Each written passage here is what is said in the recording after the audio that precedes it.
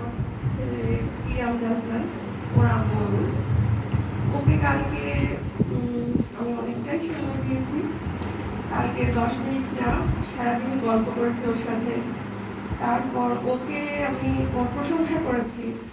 ও কালকে বেশ হ্যাপি ছিল। আমি ছোটবেলা থেকে আমি কিন্তু এই স্কুলে যে নিয়মগুলো শেখানো হয়, আমার মা আমাদেরকে শিখিয়ে এসেছে। কিন্তু আমার ছেলেটা তো একটু হাইপার অ্যাক্টিভ, যার কারণে ওকে আমি হয়তো শিখাই, কিন্তু ও কতটা নিতে পারে না। কিন্তু কালকে আমি ওর ভেতরে অনেকটা লক্ষ্য করেছি যে ও অনেকটাই খুব শান্ত ছিল, এবং আমি ওকে যেগুলো পড়িয়েছি ও সুন্দরভাবে পড়েছে। আমিও বলছিলাম, মনে হচ্ছে ও বলছিল।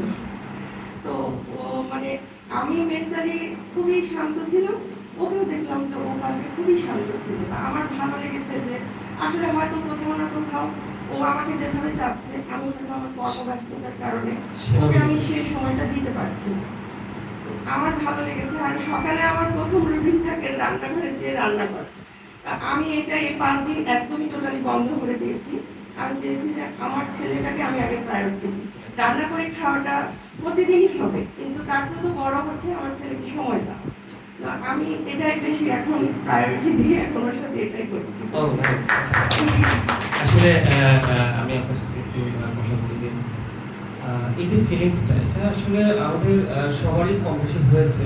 আমরা সবাই সময় দিই, কিন্তু কিভাবে সময়টা দেওয়া উচিত, কিভাবে দিলে তাদের